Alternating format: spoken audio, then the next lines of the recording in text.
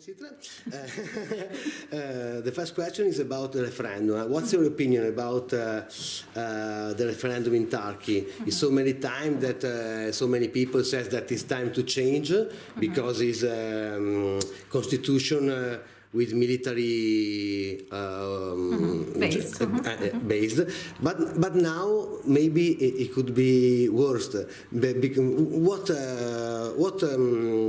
Erdogan wants directly from this referendum, about this referendum? First of all, I should say that as a lawyer, I have no chance to defend the current constitution, but not only as a lawyer, also a person who defines herself as leftist, I have no chance to defend this constitution, the current one. But now they're trying to change it under the circumstances of state of emergency. So maybe we should first start to discuss about the extraordinary regimes.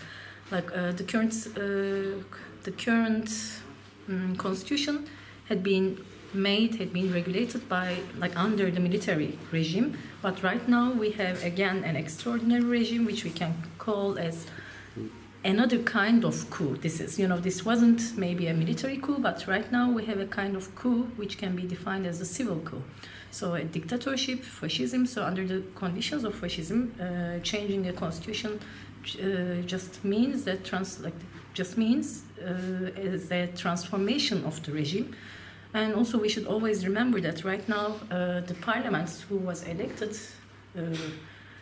on behalf of Kurdish community, on behalf of representing Kurdish community, representing leftists, they are in jail. So it means that right now they're just trying to make a transformation on regime without asking the opinions of at least more than 10% of the population. So I think Erdogan also right now, without a change on constitution, Erdogan has a great power, but he just wants to make it certain, and today he's using the conditions which he got through state of emergency, can define everything in the country, can choose all the judges and prosecutors, but with the constitutional change, it will be something permanent. And so it means that the extraordinary regime, the state of emergency, will be normalized and continue. Yeah.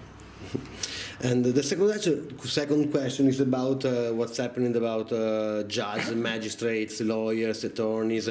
Have recently been arrested in Turkey. No? So what do you expect from your Italian visit about this problem? Do you expect something, for example, from the government, from the lawyers like you that ask to Europe, for example, to make something, or for you is important just to let them know that that is happening in Turkey? Okay, there are two different aspects in here. First of all, right now around 3,000 judges and prosecutors are in jail. Even from my perspective, some of them were a part of today's problem with their decisions. We should be honest, in Turkey we never had an independent judiciary. It wasn't independent before, but right now 3,000 judges and prosecutors are in jail, and it means that the other ones who seems like free, they are mentally arrested, because they are afraid of making decisions, and they are working on behalf of government, and they know that if they do something wrong, then they can be arrested too. For the lawyers, the situation was always bad for the leftist and Kurdish lawyers. We had at least 2 or 3 mass operations against us, so many of my friends were in jail before. So yes, informing European community, the leftist community especially, is quite important to organize solidarity. I unfortunately don't have many expectations from governments. I don't have many expectations from European institutions, and because we saw it, European Court of Human Rights still believes that Turkey has some efficient judiciary system. But I have hope from the social opponents and the movements from the other countries, because right now Turkey has a big advantage which they are using against Europe, this agreement between European Union and Turkey about immigrants.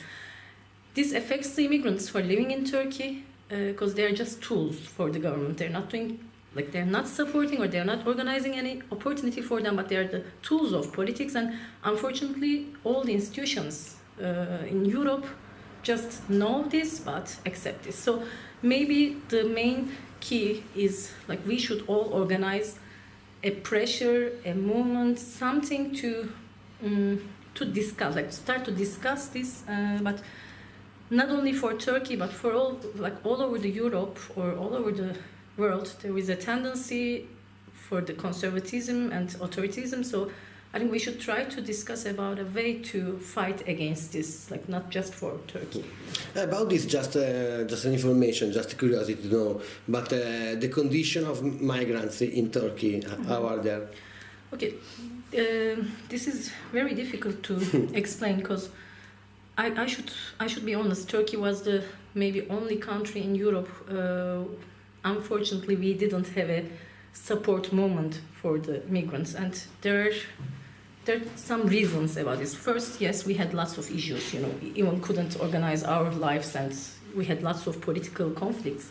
But the other two reasons, I think we should understand is first, social democrats, the ones who needed to support immigrants, they didn't do this because we have a Turkish type of Islamophobia.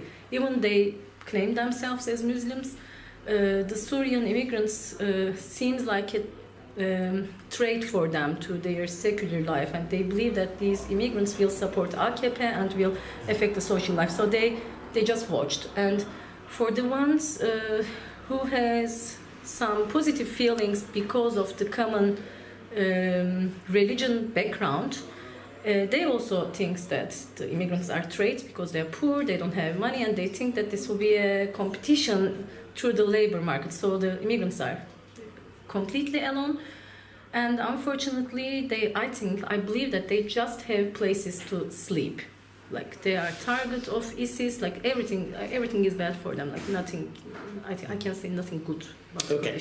Last question is about Kurds. Okay.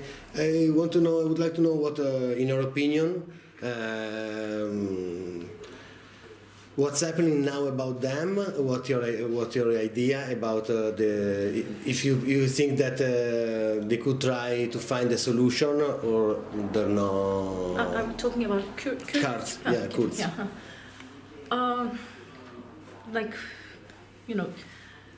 The peace process had ended by government, and also the reaction after the peace process seemed like made it clear that there were no peace process. It was a kind of a negotiation, which was in those days, which was important for AKP to seem like a democratic, etc., etc. But after that, they started to attack very hardly. I think after 90s, we never faced with such an aggressive attack through government.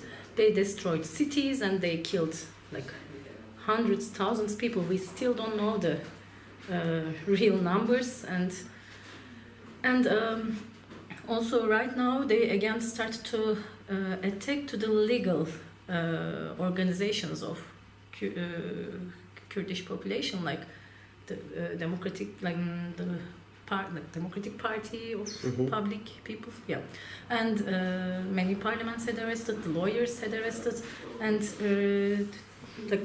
this will have some results, I believe. If you close the legal areas for making politics, then this movement has a history, and they will find the ways to continue to make politics. And I think now we are not talking about just a very local movement. We are talking about a movement which is quite strong, all in Middle East. So this will have some results, but I believe that if you're talking about a solution for Turkey, we should see the end of this state of emergency, because this will not be a solution which only Kurdish people has to fight, but also it must be a union movement with Kurdish, Turkish opposants all together. So.